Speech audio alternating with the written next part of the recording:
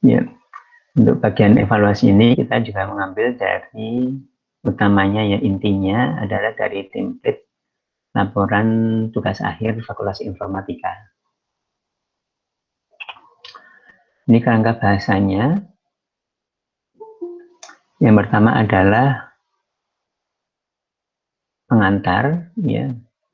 Kemudian kita masuk ke evaluasi, tapi masih pengantarnya. Kemudian di bagian evaluasi itu, pada intinya ada dua bagian besar, yaitu adalah hasil dari pengujian atau eksperimen. Kemudian yang kedua adalah bagaimana hasil pengujian itu kita mempunyai analisis, ya. Kemudian ada contoh kasusnya.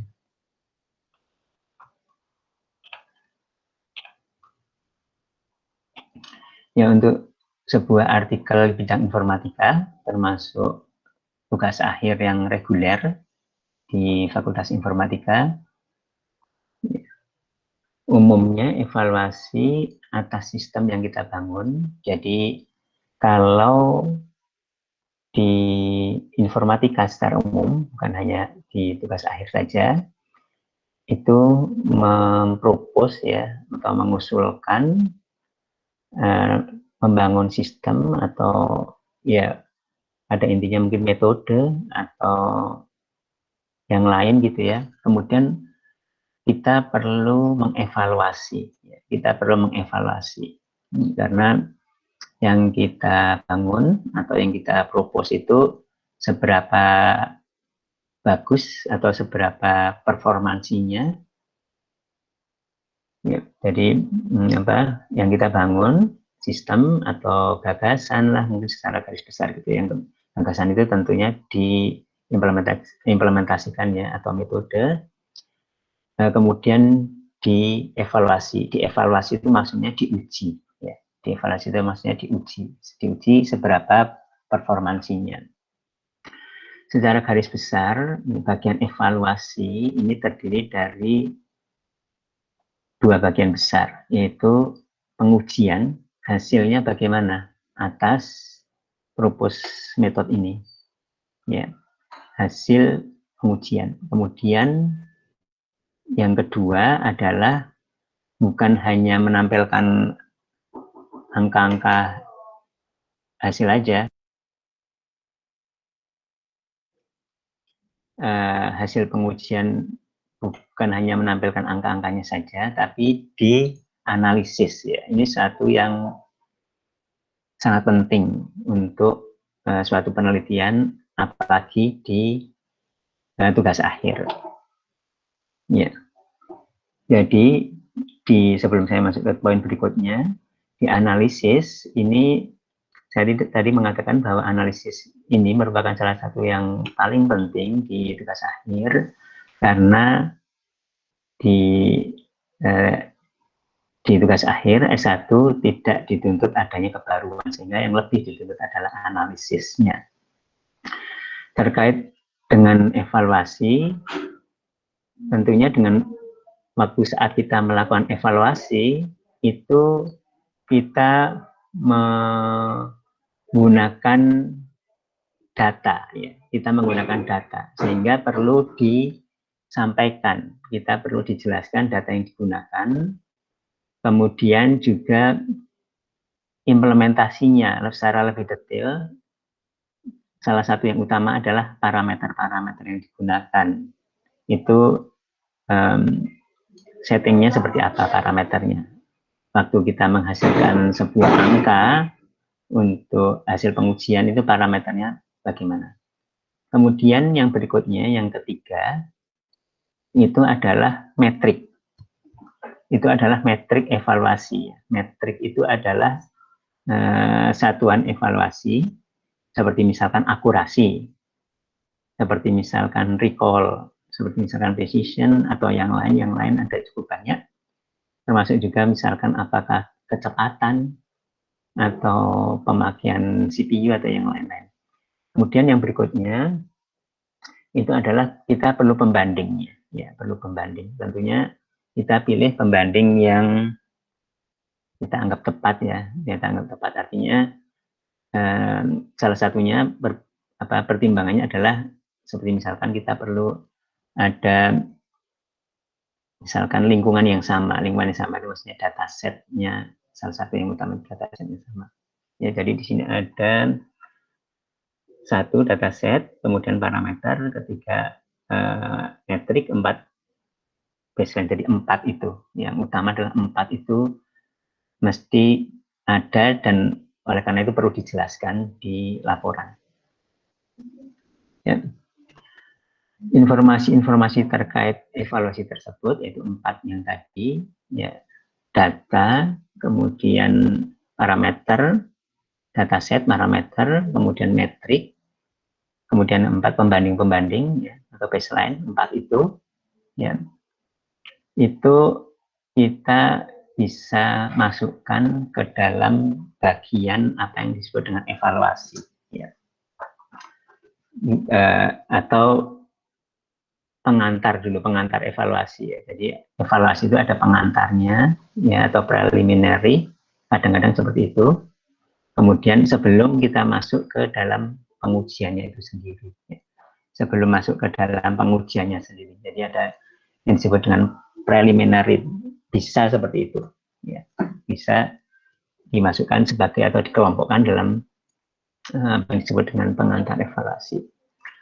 Nah, kemudian yang perlu kita ingat lagi yang kita sudah bahas di sebelum-sebelumnya adalah pengujian dan analisisnya ya. Jadi pengujian dan analisis atas hasil pengujian yang dilakukan itu selaras dengan tujuan ya. Di tujuan sebagaimana idealnya sudah direncanakan ya, sudah direncanakan sejak proposal tugas akhir ya.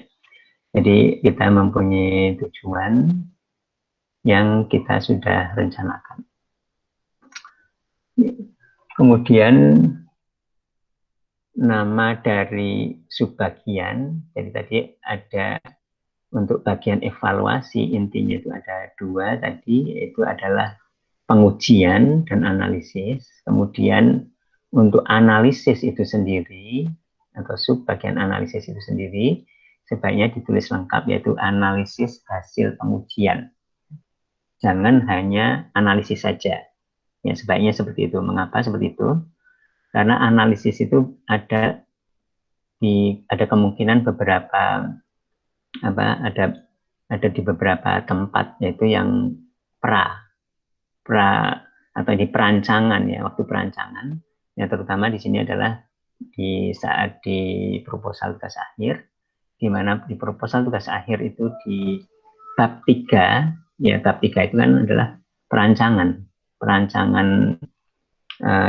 yang akan kita bangun, misalkan sistem yang akan kita bangun itu perlu sebelum merancang kita menganalisis dulu seperti requirement-nya seperti apa gitu ya, itu perlu dirancang atau perlu dianalisis. Nah, kalau di sini adalah analisis yang pasca, ya, bukan analisis yang pra. Kalau tadi di proposal adalah analisis pra implementasi. Kalau ini adalah analisis pasca implementasi, yaitu analisis lebih tepatnya pasca pengujian atau hasil pengujian didapatkan.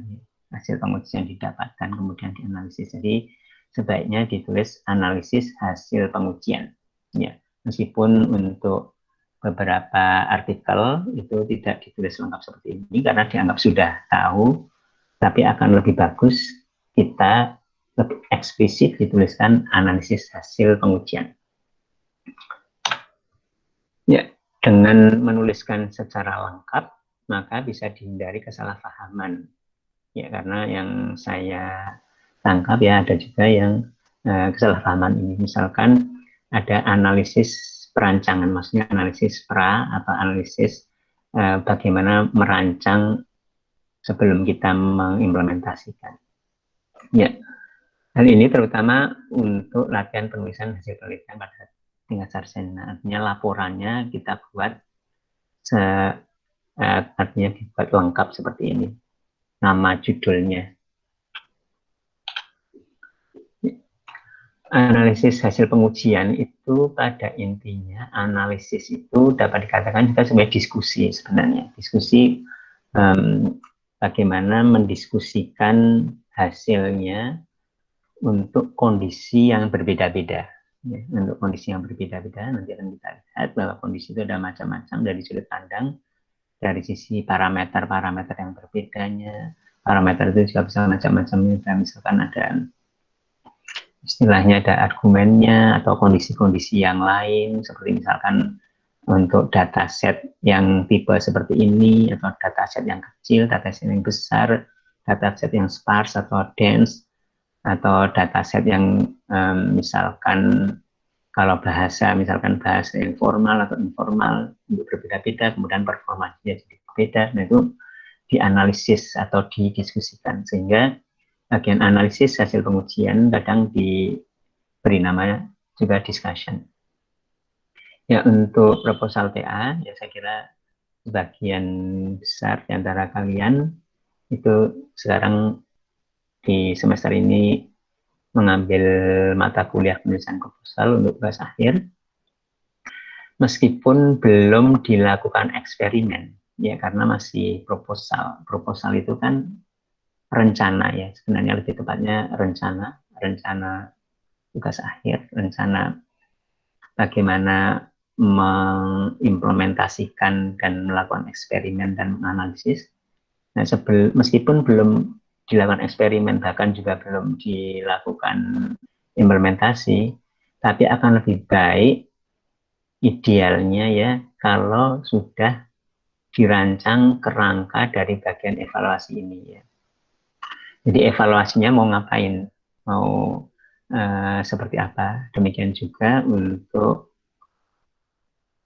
tugas di mata kuliah penulisan ini apa, tata tulis ilmiah ini. Jadi di tugas tata tulis ilmiah ini tugasnya salah satunya adalah membuat bagian evaluasi untuk rencana tugas akhir kalian, meskipun kalian belum melakukan eksperimen. Mengapa seperti itu? Karena namanya juga rencana, namanya juga proposal, sehingga nanti dengan perencanaan yang lebih detail diharapkan pelaksanaan di semester depan lebih lancar. Dan itu bukan sesuatu yang sangat sulit ya. Dalam arti kita bisa banyak belajar atau mengambil dari referensi. Bagaimana di referensi itu melakukan evaluasi. Ya. Evaluasi itu apa? Tadi ya kita bahas di slide sebelumnya, yaitu metrik evaluasi misalkan. Metrik evaluasi itu yang mau dipakai yang mana? Apakah menggunakan akurasi atau menggunakan recall atau menggunakan precision atau yang lain, ya. Atau kalau beberapa digunakan metrik evaluasi beberapa, nah, yang beberapa itu misalkan ada yang utamanya yang mana. Dan kemudian juga pembandingnya yang akan kita gunakan, ya, pembandingnya. Ya. Pembanding yang akan kita gunakan apa? Nah, ini pembandingnya dipilih ada pembanding yang gampang, yang batas bawah, atau katakan batas bawah gitu ya, atau yang kalau di bawahnya dari pembanding itu ya udah hasilnya jelek banget ya, misalkan secara kasarnya adalah random gitu ya, atau sistem yang sederhana, metode yang sederhana, dibandingkan juga dengan yang kalau bisa dengan state of the art ya. Ya, tapi perlu diketahui bahwa untuk di level sarjana tidak dituntut adanya kebaruan, tidak dituntut hasilnya lebih bagus dari pembanding yang bagus, apalagi state of the art, tidak dituntut seperti itu. Yang dituntut adalah bagaimana memahami teori, bagaimana mengimplementasikan teori secara benar, dan yang sangat penting adalah bagaimana menganalisis kalau misalkan ternyata hasilnya untuk setting seperti ini kurang bagus, untuk setting yang lain lebih bagus. Nah, ini bentuknya seperti apa? untuk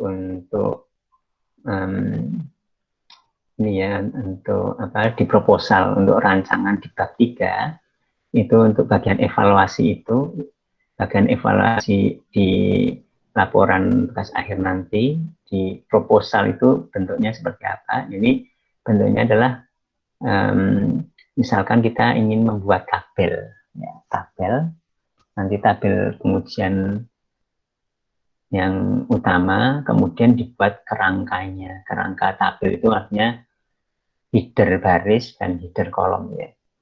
Ya, nanti ada contohnya, header baris dan header kolom.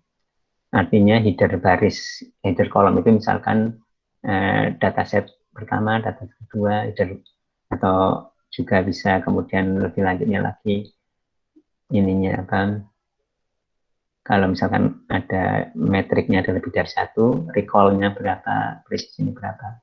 Kalau header baris itu adalah metode pembanding 1, pembanding 2, metode yang kita, kemudian yang pembanding atau metode yang kita gunakan. Kemudian juga di proposal juga diharapkan merencanakan analisisnya itu mau apa itu, dan ini juga bukan merupakan sesuatu yang mustahil atau yang sangat sulit sekali ya, meskipun juga tidak terlalu mudah. Di proposal itu di bab 3 itu juga sudah merencanakan nanti mau menganalisisnya itu apa gitu ya. Ini juga salah satu yang sangat penting, sumbernya itu adalah dari referensi-referensi yang di studi literatur. Jadi analisisnya apa, kita juga bisa banyak belajar dari studi literatur. Studi literatur untuk topik yang sama seperti yang kita kerjakan, itu bagaimana mereka melakukan analisis ya. Ya, kemudian ada penjelasan tentang data ya, yang digunakan antara lain yang bisa pada penjelasan tentang data yang digunakan. Jadi kita seperti tadi disampaikan bahwa kalau kita melakukan pengujian kan menggunakan data. Nah, data yang kita gunakan itu perlu dijelaskan. Jadi dijelaskannya beberapa poin ini yang penting adalah data itu dari mana, diambil atau dibangun. Diambil atau dibangun. Ya, mungkin aja data itu kita tinggal mengambil, atau data itu kita perlu membangun sendiri. Nah, kalau membangun sendiri juga perlu dijelaskan lebih lanjut bagaimana cara membangun. Kemudian juga kalau ada link datanya disimpan di mana, maka perlu disebutkan sehingga pembaca bisa mengakses data tersebut. Ya. Kemudian yang lain, yang penjelasan tentang data yang kita gunakan itu adalah statistika datanya, seperti misalkan jumlahnya, jumlah datanya berapa, kemudian distribusinya. Distribusi itu misalkan ada kelompok 1, kelompok 2, atau yang berlabel A, berlabel B, berlabel C, dan seterusnya. Kemudian ada penjelasan tentang detail implementasi, antara yang disampaikan. Ini adalah perangkat keras, perangkat lunak yang utama, yang relevan dengan pengujian ya. Yang relevan dengan pengujian itu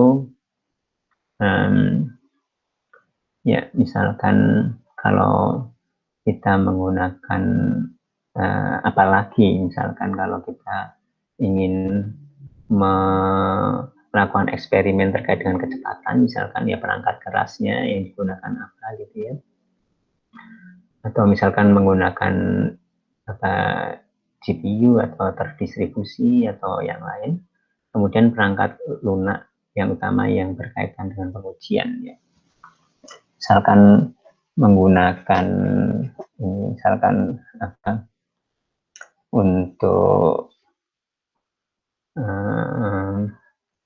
misalkan untuk menganalisis data menggunakan perangkat lunak untuk analisis data ya. Tapi kalau yang tidak relevan, contohnya ya tidak relevan, misalkan perangkat lunak itu misalkan ininya apa IDE atau editor untuk bahasa misalkan itu tidak relevan.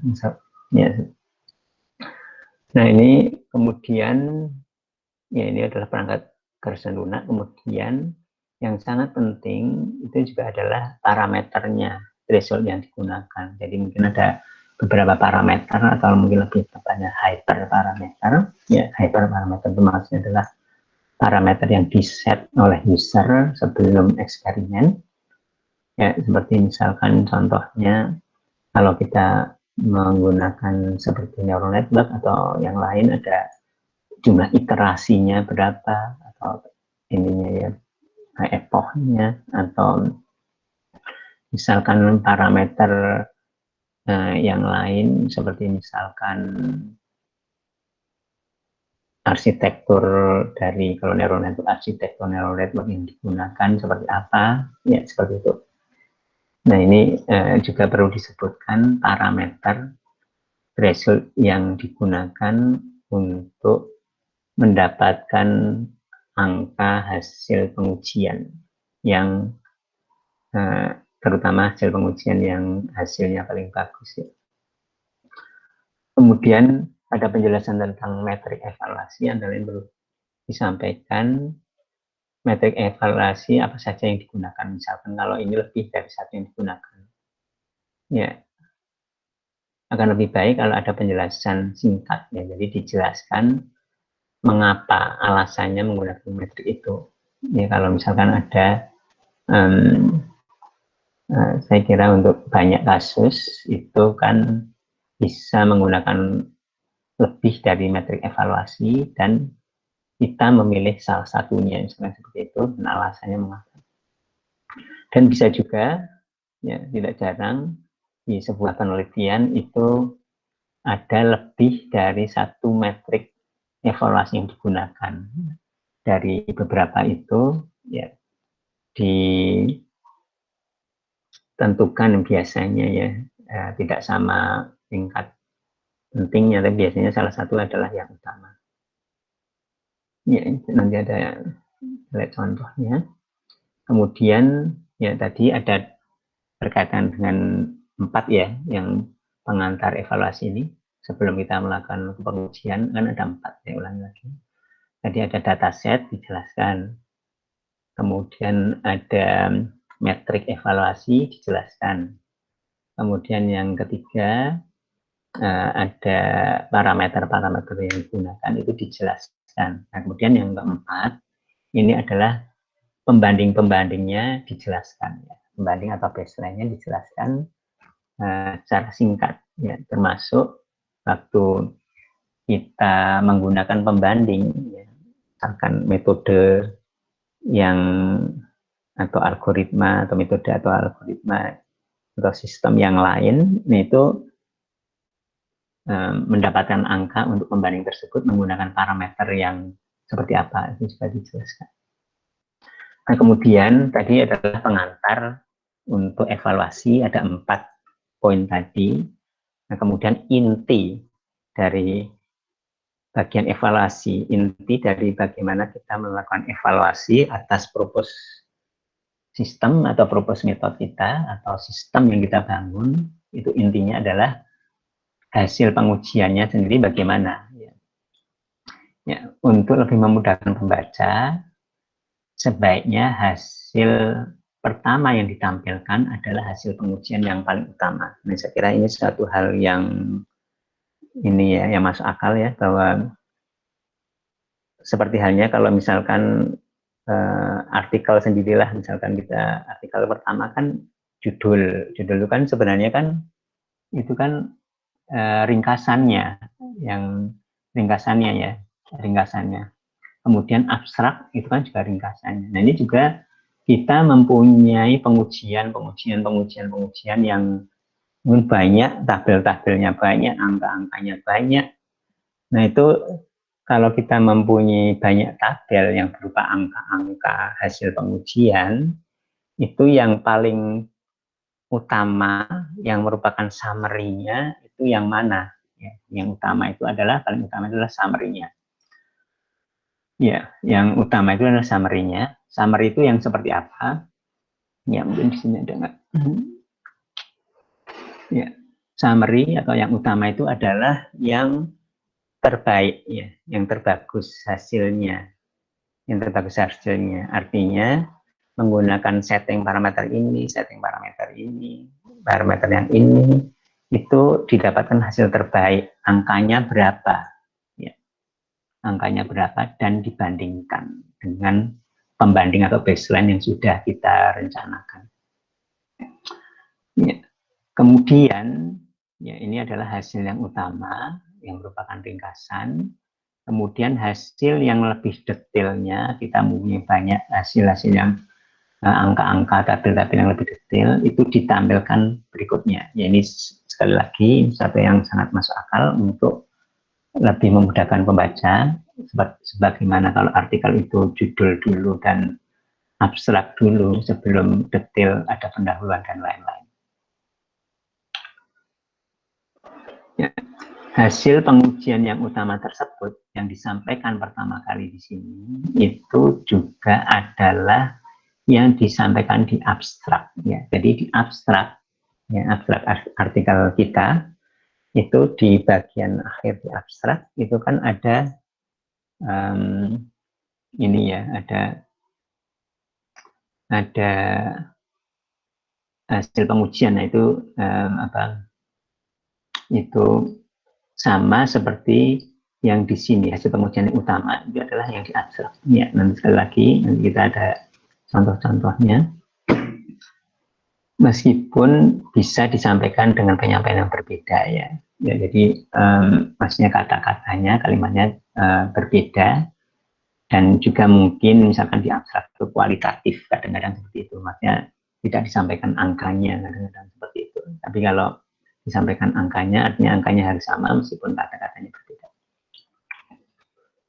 Kemudian yang perlu diperhatikan bahwa hasil pengujian, ya, hasil pengujian atau artinya bahwa propose method atau sistem yang kita bangun itu kadang tinggi performansinya, kadang rendah performansinya, atau dengan kata lain jelek, baik atau jelek dari hasil pengujian itu relatif ya. Jadi kalau misalkan 50% itu baik atau jelek, itu belum tentu ya, belum tentu bahwa 50% itu udah jelek ya.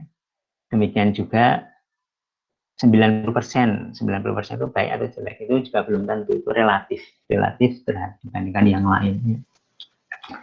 Ya, jadi misalkan 50%, padahal yang lain nggak ada yang 50% karena permasalahannya sulit, sehingga yang lain misalkan 45%, 46%, kemudian sistem yang kita uji itu 50% itu tadi baik. Demikian juga kita 90%, belum tentu 90% itu baik, karena mungkin yang lain yang kita bandingkan sebagai pembanding itu mungkin 92% atau 95%, sehingga 90% itu relatif jelek ya. Jadi oleh karena itu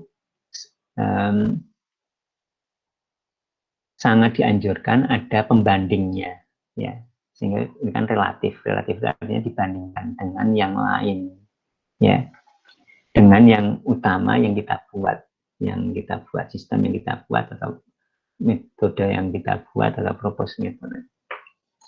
Oleh karena itu hasil utama sebagai summary-nya ya, sebagai summary dari pengujian yang itu juga ditampilkan di abstrak, itu adalah hasil yang terbaik. Hasil yang terbaik yang kita lakukan dan kemudian dibandingkan dengan pembanding ya. Jadi tadi relatif lebih baik atau relatif kurang baik atau relatif sama dengan pembanding nilai-nilai dari hasil pengujian tersebut ya. Ya akan lebih bagus lagi kalau bisa menghitung atau mengukur signifikansinya, apakah signifikan lebih baiknya, jadi bukan hanya lebih baik tapi lebih baik secara signifikan, seperti itu. Misalkan lebih jelek tapi tidak signifikan jeleknya, misalkan gitu. Jadi ada uji signifikansi, kalau bisa seperti itu lebih baik ya. Yang perlu diperhatikan juga adalah perbandingan tersebut dilakukan ya, meskipun judul dan tujuan tulisan kita itu tidak secara eksplisit menyatakan adanya perbandingan ya. Jadi meskipun judulnya tidak ada kata-kata perbandingan antara apa dengan apa, atau juga di tujuan tidak ada tujuan membandingkan dengan apa, meskipun tidak dituliskan seperti itu ya, perbandingan mestinya tetap dilakukan karena itu udah memang itu udah sesuatu yang ya keharusan ya, tidak harus dieksplisitkan di judul atau di tujuan. Pembanding yang digunakan itu dipilih yang baik ya, jadi yang maksudnya tidak yang kita pilihkan yang lemah misalkan gitu. Ini pembanding yang utamanya, tapi yang populer atau bahkan state of the art. Tapi akan kita lihat juga bahwa pembanding yang lemah itu juga perlu supaya kita meyakinkan bahwa yang kita sedang uji itu tidak lebih jelek daripada yang lemah. Yang lemah itu seperti tadi disampaikan, misalkan dengan yang sederhana, lemah itu atau sederhana, ya, sederhana atau lemah, atau ekstrimnya yang random misalkan gitu. Kemudian yang namanya pembanding itu harus sama ya, jadi supaya fair itu harus sama lingkungannya. Misalkan untuk mengukur efektivitas itu misalkan akurasi ya, jadi bukan kecepatan, misalkan ini dilakukan pada data yang sama, jadi kita menggunakan data yang sama untuk menguji, membandingkan antara yang sedang kita sorot atau sedang kita mau analisis dengan yang lain ya, dengan sistem atau metode atau algoritma yang lain. Ini contohnya ya, contoh hasil pengujian yang paling utama itu seperti ini. Ini dapat dianggap sebagai ringkasan hasil pengujian ya, ringkasan hasil pengujian. Di mana kita lihat di sini ini adalah punya kita yang sedang kita yang sedang kita sorot untuk kita uji ya, atau yang mungkin yang memang kita sendiri memang utak-atik membuat atau memodifikasi sebuah algoritma misalkan ini. Nah ini adalah metriknya, metrik ada 4 ya, ada 4 ya, misalkan seperti itu. Nah kemudian dibandingkan ya, dibandingkan terutama dengan yang lain, ini adalah yang lain, atau dibandingkan dengan kita, tapi kitanya adalah yang misalkan yang variasi yang lain, tapi yang utamanya dibandingkan dengan yang punya yang lainnya. Jadi saya tadi mengatakan bahwa di proposal tugas akhir sebaiknya sudah direncanakan di bab 3 itu kita mau membuat tabel seperti apa. Pada intinya di header kolom di sini adalah metriknya atau mungkin dataset 1, dataset 2, dataset 3 dan masing-masing ada metriknya. Kemudian di header baris ini adalah yang dibandingkan algoritmanya, sistemnya, metodenya. Ya sederhana seperti ini saja. Jadi tabel yang paling utama biasanya adalah tabel sederhana sebagai ringkasan yang terbaiknya kita dibandingkan dengan terbaiknya yang lain, atau bahkan dibandingkan dengan yang lemah juga termasuk, atau juga dibandingkan dengan state of the art, itu bagaimana posisi yang kita sorot itu. Jadi di sini yang tabel pengujian yang utama itu adalah yaitu yang terbaik kita dibandingkan dengan terbaik yang lain. Sedangkan hasil-hasil yang lain, angka-angka tabel-tabel yang banyak yang kita hasilkan itu digunakan untuk analisis hasil pengujian. Ya. Kemudian perlu kita ingat-ingat terus ya, bahwa kita menulis itu tujuannya adalah untuk pembaca memahami dengan mudah dan cepat. Jadi kita menulis, baik itu gaya bahasanya dan lain-lain, termasuk tabel, angka-angka di dalam tabel, semuanya bagaimana kita membuat bagian-bagian dari abstrak. Intinya adalah supaya bagaimana pembaca itu paham yang kita tulis, paham yang kita kerjakan, dan kemudian kita tulis di artikel atau di laporan tugas akhir. Ya, sehingga salah satunya adalah untuk memudahkan, ada tabel yang banyak angkanya, ya, banyak angkanya, angka yang perlu diperhatikan terutama yang mana. Nah, angka yang perlu diperhatikan itu salah satunya adalah hasil atau angka yang terbaik pada setiap metrik evaluasi. Itu diberi tanda atau diberi format misalkan yang berbeda agar lebih memudahkan pembaca, misalnya ditebalkan. Jadi seperti itu. Nah, ada contohnya yang lebih jelas lagi. Ya, jadi karena kita ingin soroti yang terbaik itu yang mana, angkanya banyak, kita kan tidak pembaca ada angka yang perlu diperhatikan terutama ya.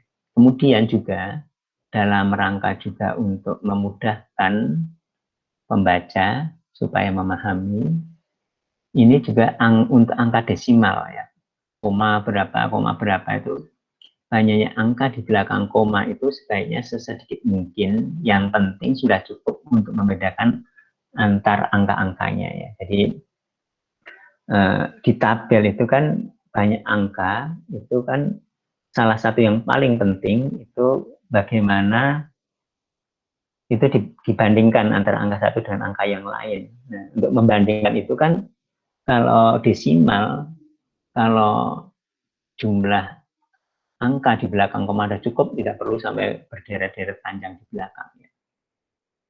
Contoh hasil pengujian yang utama yang lain lagi, misalkan seperti ini. Nah, kita lihat di sini, sekali lagi ini mirip dengan yang tadi ya. Di sini ya, kita menggunakan persen ya, jadi ditulis di sini ada persen, mungkin bisa saja ditulis di persen, semua bisa juga, tapi misalkan disingkat seperti ini persen di sini. Kemudian sekali lagi di sini adalah ada header kolom, ya kolom di sini ada header baris. Ya, biasanya yang umumnya itu adalah di header kolom ini adalah yang berbeda-beda, ininya metrik, misalkan kita menggunakan metrik atau dataset yang berbeda-beda misalkan. Nah, kalau ini kebetulan metriknya ini adalah metrik evaluasi 1, 2, 3, 4, 5. Kebetulan di sini ada 5 metrik evaluasi. Nah, kemudian di header baris ini adalah dibandingkan metode atau algoritma atau sistem yang lain dan dibandingkan. Nah, ini juga kemudian ini angkanya relatif banyak. Dari relatif banyak ini kan pembaca supaya mudah tidak perlu melihat semuanya ya, melihat semua angka, tapi misalkan ditebalkan di sini. Ditebalkan di sini. Sebenarnya bagus juga kalau kita membuat diagram ya, menggunakan misalkan bar chart. Tetapi kalau untuk kasus seperti ini, ya untuk kasus seperti ini, karena ini angkanya banyak sehingga bar chartnya bisa jadi cukup rumit ya, cukup rumit sehingga menggunakan tabel ide yang bagus juga, tapi perlu diperhatikan salah satunya adalah misalkan untuk MAP, metrik MAP. Ini yang paling baik yang mana? Yang paling tinggi. Dalam hal ini paling baik itu adalah paling tinggi. Oh, ini adalah paling tinggi, ditebalin. Ya, di sini yang paling tinggi mana? Ditebalin, maaf ini kelewat ya, harusnya ditebalin. Demikian juga di sini juga harusnya ditebalin, maafnya kelewat. Dan ini juga ditebalin. Ya, ya seperti itu. Kemudian juga kita lihat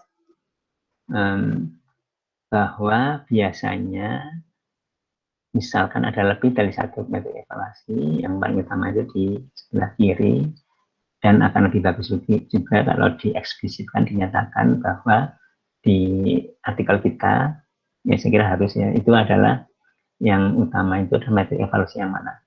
Kemudian kita lihat juga jumlah banyaknya angka di belakang koma, ini cukup satu, udah cukup, karena udah dengan satu itu udah bisa membandingkan atau membedakan antara satu dengan yang lain. Tidak perlu ditambah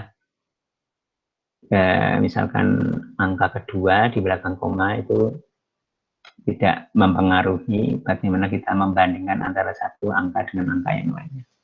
Ya, jadi sesedikit mungkin angka di belakang koma dan sebisa mungkin angkanya sama satu angka di belakang koma semua. Ya, kemudian jangan lupa bahwa di bagian manapun di artikel kita, baik itu di pendahuluan atau yang lain-lain termasuk di bagian evaluasi, bahwa setiap gambar, bahwa setiap tabel yang ditampilkan itu perlu diterangkan dalam teks ya. Termasuk tabel hasil utama tadi perlu diterangkan meskipun menjelaskannya secara singkat ya. Kemudian tadi di bagian evaluasi ini ya kita, di bagian pengantar tadi itu kan ada dituliskan kondisi pengaturan, yaitu antara parameter yang digunakan untuk mendapatkan hasil dari pengujian sistem yang kita gunakan ya. Tadi balik lagi dulu ya, ini misalkan angka-angka ini itu parameter-parameter yang digunakan itu apa ya, itu perlu dijelaskan ya, perlu dijelaskan. Demikian juga kalau kita ketahui yang lain ya, itu juga perlu disampaikan ya. Tapi yang utama adalah yang kita, yang lain mungkin kita karena misalnya kita hanya mengambil dari paper yang lain angka-angka ini, dimana karena datanya sudah sama, dataset yang digunakan, sehingga kita hanya nyomot aja angka-angkanya untuk dibandingkan dengan di sini. Sehingga misalkan kita belum tahu parameternya, ya yang paling penting adalah yang kita lakukan di sini karena kita memang melakukan eksperimen, mengotak-atik programnya sehingga kita tahu parameter yang kita gunakan. Kemudian berikutnya, ya, jadi ulangi lagi, di bagian evaluasi, ya, untuk mengevaluasi itu ada istilahnya pengantarnya atau preliminary, ada 4 komponen, yaitu dataset yang kita gunakan, terangkan. Metrik yang kita gunakan apa saja, terangkan. Kemudian parameter-parameter yang digunakan untuk hasil yang pengujian utama, terangkan. Kemudian baseline pembanding-pembandingnya terangkan secara singkat, bahwa pembanding 1, pembanding 2 maksudnya algoritma 1, algoritma 2, algoritma 3 itu apa, jelaskan secara sangat singkat. Kemudian tadi yang utama itu adalah yang pertama adalah hasil pengujian, ya, hasil pengujian tadi udah. Nah kemudian yang kedua yang utama setelah hasil pengujian yaitu dianalisis ya. Tadi hasil pengujian yang utama yaitu dibandingkan, kemudian dianalisis. Dapat dikatakan bahwa biasanya hasil utama pengujian itu biasanya adalah membandingkan dengan yang lain, artinya eksternal. Artinya membandingkan karena dengan yang lain. Yang lain itu kan berarti kan eksternal yang mungkin itu kita tidak kita tidak menjalankan, kita tidak melakukan pengujian, tapi tinggal mengambil angkanya, mungkin bisa seperti itu. Atau kita bisa melakukan, kita menjalankan lagi pengujiannya, tapi misalkan udah jadi programnya atau softwarenya atau toolnya udah jadi, tinggal kita jalankan aja. Ini adalah jadi hasil utama tadi ya, beberapa slide terakhir tadi, itu adalah hasil utama pengujian. Itu adalah membandingkan dengan yang lain atau ini istilahnya eksternal. Sedangkan kita melakukan analisis, suatu proses yang sangat penting, itu analisis hasil pengujian itu biasanya merupakan analisis atas internal yang kita bangun, ya, atas algoritma yang kita sedang soroti untuk kita analisis, kan, atau sistem atau metode untuk beberapa kondisi yang berbeda. Jadi ini adalah internal, ya, dapat katakan ini adalah internal, ya, internal. Kalau ini eksternal. Ya, analisis merupakan salah satu bagian yang penting untuk karya mahasiswa S1, termasuk tugas akhir, ya. Jadi pada tugas akhir S1 itu tidak dituntut bahwa hasilnya, performansinya itu lebih bagus dibandingkan dengan pembanding, apalagi dibandingkan dengan state of the art. Kalau misalkan kita mengutak-atik atau kita membangun sistem atau metode, itu tidak harus ini, apa, bahwa yang penting itu kita menganalisis, ya, menganalisis sesuatu, menganalisis metode, menganalisis algoritma, itu dianalisis, ya. Jadi diulangi lagi, tadi sudah disampaikan bahwa yang penting di tugas akhir itu adalah memahami konsep atau teorinya, nantinya bisa disampaikan secara baik itu lisan maupun tulisan, lisan di sidang tugas akhir atau lisan di di konferensi presentasi singkat, atau lisan di istilahnya seminar tugas akhir kalau dikirim ke jurnal kemudian harus dipresentasikan. Jadi yang penting adalah diulangi lagi adalah memahami itu direpresentasikan dengan tulisan dan lisan, dan mungkin ada tanya jawab, dan kemudian juga menganalisisnya, ya, atau mengimplementasikan dulu, memahami konsepnya, mengimplementasikan, ya, kadang mengimplementasikan juga implementasi yang versi yang mungkin lebih sederhananya kalau untuk suatu algoritma yang kompleks misalkan. Nah, kemudian yang berikutnya, ya, jadi paham konsepnya, kemudian implementasinya benar sesuai dengan konsepnya, kemudian dianalisis hasil pengujian itu. Analisis yang baik dan lengkap, ya. Analisis yang baik dan lengkap, ya. Baik itu salah satunya adalah bahwa bagaimana kita membandingkannya sudah sesuai dan lengkap itu antara lain adalah kondisi-kondisi yang selengkap mungkin, ya. Kondisi selengkap mungkin itu artinya parameter yang berbeda-beda yang kita gunakan.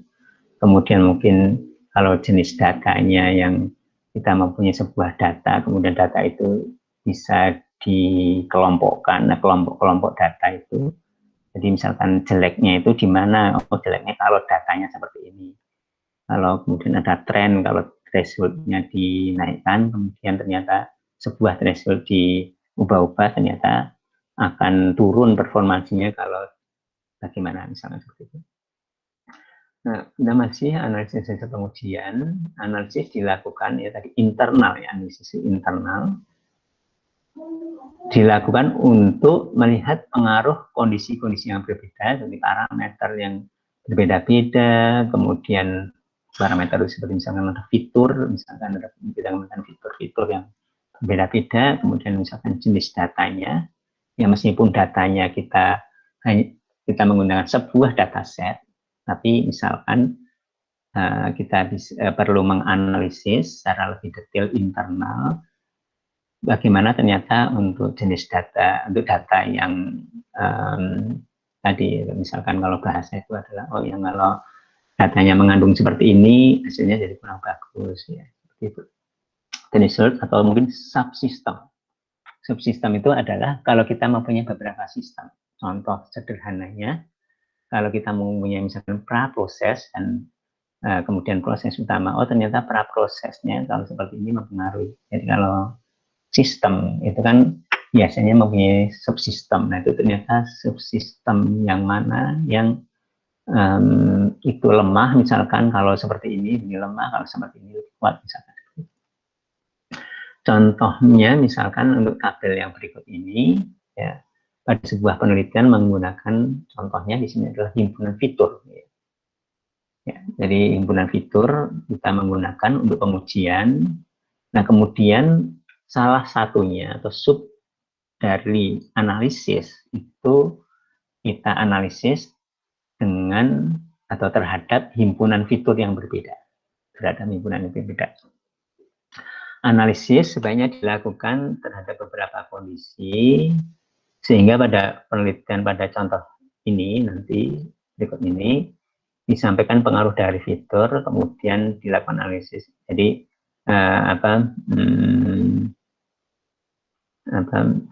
ini ada contohnya fitur ya, kemudian nanti ada himpunan fitur ya, ada himpunan fitur. Jadi ini ada pengaruh dari setiap fitur, misalkan ini adalah ini sama ya, jadi sama atau mirip dengan tabel yang tadi, di mana di sini ada ya kerangkanya sama, bahwa di header kolom ini adalah yang berbeda-beda, misalkan metriknya yang tadi sama persis, ini sama persis sebenarnya, kalau yang sini sama persis. Kemudian ini sama juga dibandingkan, tapi pembandingnya itu bukan eksternal antara yang kita yang terbaik di sini, misalkan kita yang terbaik yang tadi di sini, dibandingkan dengan yang sistem yang lain, tapi dibandingkan internal kita. Kalau fiturnya yang divariasikan, kalau fiturnya adalah full, semua fitur digunakan. Fitur itu adalah apa? Sini misalkan fitur itu adalah fitur 1, fitur 2, fitur 3, fitur 4, fitur 5. Fitur 1 itu adalah fitur identikal, fitur 2 adalah fitur PDB, dan seterusnya. Nah, kalau menggunakan full fitur, ternyata hasilnya seperti ini. Kalau best fitur artinya apa? Yang terbaik yang digunakan ini adalah seperti ini. Atau best fitur maksudnya hasil yang terbaik. Kemudian dikurangin, misalkan full dikurangin hasil terbaik itu adalah ini, maksudnya ini tadi hasil terbaik itu kombinasinya ini ya. Kalau full ini ada lagi yang lain, ada yang tadi salah ya. Kalau full ini adalah ada fitur yang lain, ada word sequences, ini ada ner, nah di sini nggak ada ner. Kemudian dependensi, ini dengan ada dependensi. Jadi di sini full fitur itu semua himpunan fitur digunakan. Kalau di sini hanya digunakan 1, 2, 3, 4, 5 aja yang best fitur itu 5 aja. 5 aja fiturnya yang digunakan. Kalau ini semuanya tidak hanya 5 tapi semuanya, semua itu maksudnya di samping 5 ada juga yang ini. Kemudian kalau full dikurangi dengan identical word, dikurangin, artinya full dikurang ini, berkurang, dikurangin ini saja, full dikurangin ini saja, full dikurangin ini saja, full dikurangin ini saja, full dikurangin ini saja, dan seterusnya. Artinya kita ingin melihat kalau dikurangin ini naik atau turun. Kalau ini dihilangkan, dibuang, kemudian tapi malah naik, itu berarti kan ini bikin jelek ya. Kalau misalkan ini turun, ya, ini turun, berarti kan ini penting ya. Nah, seperti itu ya. Tadi kalau naik justru misalkan ini 91,7 ini jadi 92, malah naik. Kalau dikurangi berarti ini jadi malah jelek-jelek ini. Maka stop word ini. Ya, jadi ini sama seperti tabel yang hasil utama dibandingkan, tapi yang dibandingkan adalah internal. Ya, internal. Biasanya salah satu polanya seperti itu untuk melakukan analisis hasil pengujian itu internal. Ini adalah internal. Internal itu misalkan fiturnya, salah satunya adalah fiturnya. Nah, pada contoh di atas kita menggunakan cara penyampaian supaya kita mencoba memudahkan pembaca dengan minus-minus ini, artinya kurangin. Tapi artinya minus ini perlu diterangkan maksudnya itu apa, ya, maksudnya apa, perlu diterangkan. Nah kemudian ya perlu diterangkan tabel, semua tabel dan gambar yang kita tampilkan termasuk di bagian analisis, ya, termasuk di bagian analisis yang contoh tabel yang barusan tadi. Nah ini contoh bagian evaluasi ini di paper ini. Ya ini ada di situ ada eksperimen result, ya. Eksperimen result itu kalau di kita tadi evaluasi kira sama saja, tapi kalau menurut pendapat saya istilah evaluasi itu bagus juga, atau menurut saya lebih bagus, ya. Kemudian ini ada dataset tadi baru diterangkan, implementasi detail baru diterangkan, metode evaluasi baru diterangkan, baseline baru diterangkan, kemudian ada result dan discussion. Tadi ada result dan analisis hasil pengujian, hasil pengujiannya. Ya 4 bagian yang ini tadi kan pengantar 4, pengantar dari evaluasi atau pendukungnya, ya, pendukungnya. Kemudian hasil utamanya kan ini sebenarnya, utamanya ini, ya. Ya kemudian di sini ya ini kita bisa lihat di result dan discussion untuk di paper ini, contoh di paper ini dibagi menjadi ini, ada performance comparison. Ini adalah kan sebenarnya yang tadi kita, yang tabel utama, dibandingkan performansinya dibandingkan dengan baseline, ya. Dibandingkan dengan baseline. Jadi ini adalah yang utama atau hasil eksperimen tadi kita lihat, kita katakan. Kemudian di sini pengaruh dari multitask learning, pengaruh dari ukuran batch trainingnya, pengaruh dari learning rate, parameter, hyperparameternya, ini hyperparameternya juga, kemudian pengaruh dari parameter atau sensitivitas parameternya. Ini kan berarti kan juga ini kan juga kondisi-kondisi yang berbeda, yang 3 terakhir, ya. Jadi yang pertama ini adalah hasil eksperimen, yaitu yang utama. Yang kedua, ketiga, keempat ini adalah analisisnya, ya. Ini adalah analisisnya.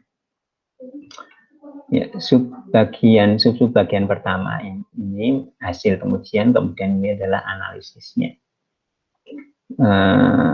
Ini kondisi-kondisi yang berbeda. Kondisi yang berbeda itu contohnya adalah kalau melakukan atau kalau multitask learning. Jadi ada yang learning yang tidak multitask.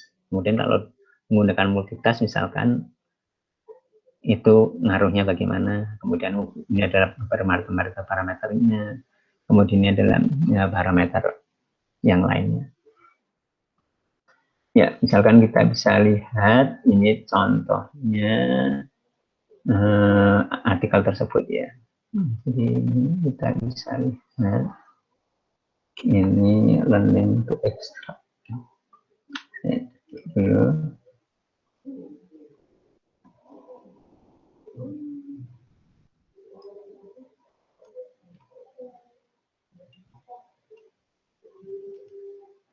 Silakan sambil saya buka papernya, kalau silakan ada pertanyaan.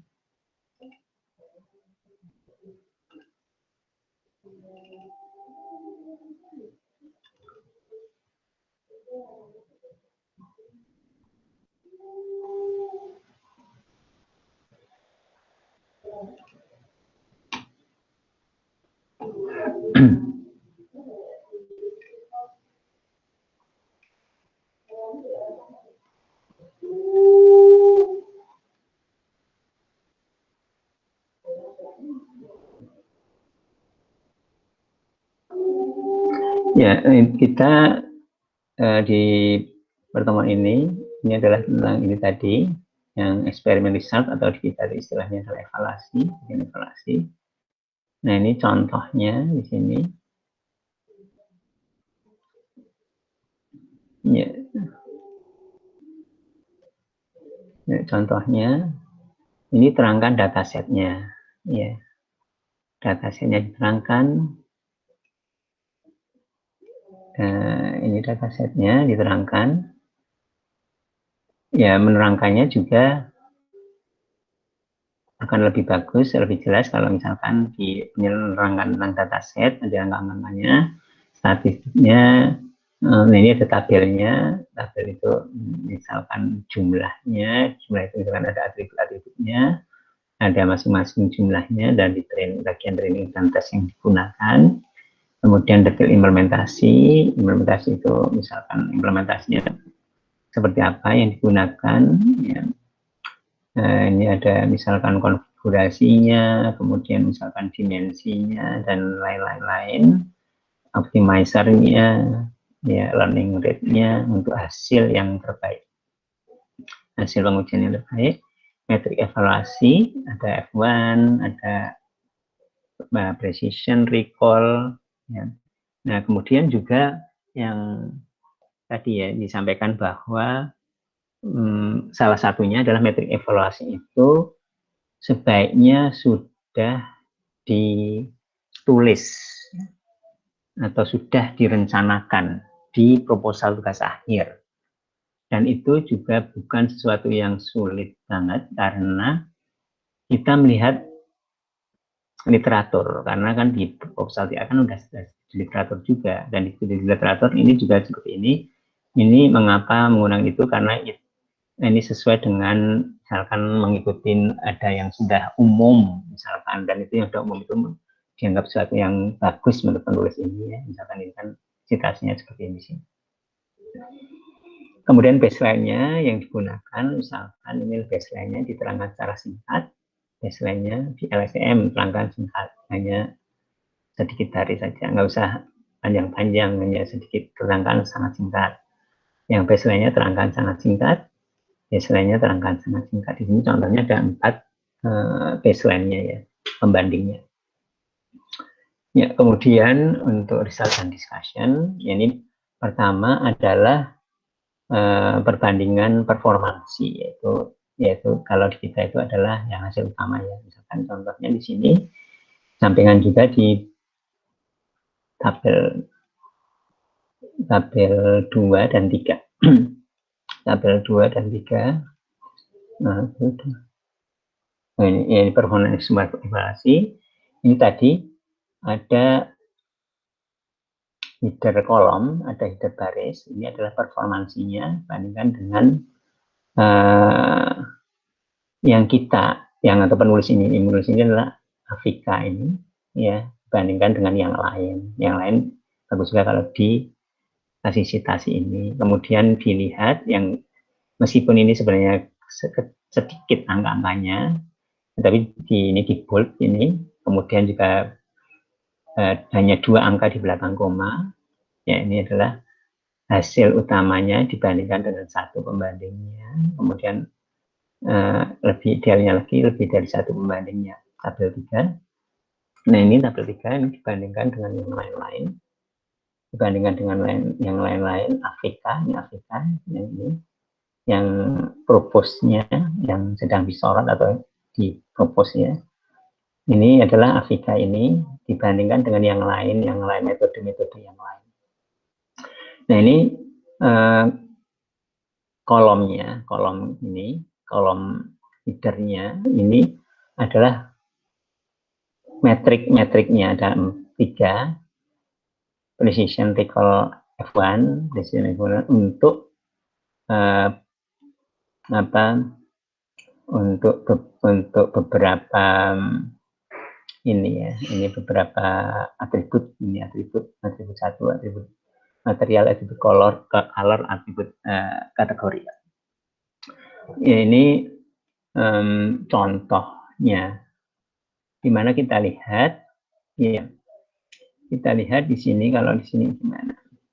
Ya, di sini disebutkan bahwa resultnya itu outperform beberapa state of the art metode-nya.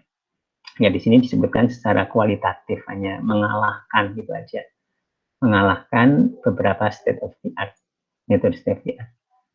Tidak disebutkan angkanya. Kalau disebut angkanya juga nggak apa-apa. Ini kan dibandingkan dengan state of the art-nya ini state of the art. Ya sekali lagi juga bahwa di level sarjana tidak diminta, tidak dituntut untuk bahwa yang kita pilih atau bahkan yang kita utak-atik atau yang kita propose mungkin itu lebih bagus, tidak dituntut seperti itu. Tapi yang penting adalah yang lebih penting adalah dianalisa. Ini adalah result yang performance evaluation. Kemudian ada ini adalah yang ini performance evaluation itu artinya eksternal. Kemudian inilah internal. Bagaimana impact-nya ya, pengaruh-pengaruhnya atas berbagai kondisi. Ya, dijelaskan di sini. Di sini misalkan ada ini ada tabelnya di sini, tabel atau gambar ya. Kita lihat ini pengaruh training step-nya. Training step-nya kalau ternyata punya tren seperti ini. Untuk yang seperti ini, untuk kondisi yang seperti ini, artinya istilahnya training batch-nya ada yang seperti ini. Ini untuk ukuran ukuran training batch ya, untuk kondisi yang ini, dan untuk yang kondisi yang ini gitu ya. Jadi ini internal ya. Demikian juga seperti ini ada contoh yang lain. Ini juga ada trennya, bisa dilihat trennya bagaimana. Ya, kemudian ini bagaimana pengaruh dari tadi ada batch size ya, batch size dan learning rate ya. Jadi batch size dan learning rate itu digambarkan dengan tadi gambar atau diagram tadi. Juga mungkin pengaruh yang analisis yang terakhir di sini, parameter sensitivity. Ini bagaimana dijelaskan. Kemudian di sini adalah sensitivitas dari parameter, ya parameternya kalau ditambah-tambah seperti ini. Kemudian bagaimana pengaruh terhadap performance ya. Ya, jadi kalau kita lihat antara yang hasil pengujian yang utama dengan analisis sudah mirip, artinya ini F1 dibandingkan diubah-ubah. Ya, sama seperti kalau yang utama, ini kan juga F1, sebenarnya F1, tapi yang utamanya dibandingkan dengan ini dibandingkan dengan yang lain. Ya, ya saya kira ini seperti itu. Silakan kita ada pertanyaan.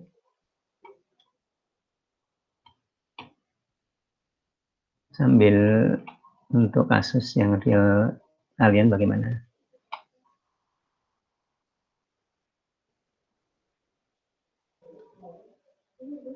Ini banyak belajar dari paper artikel untuk tugas 1 maupun yang sangat penting atau yang lebih penting artikel dari studi literatur kalian yang mungkin ada 2 atau 3 artikel utama untuk topik yang sama dengan topik yang sedang kalian buat. Ini silakan. Gimana? Mau dihitungin ada pertanyaan?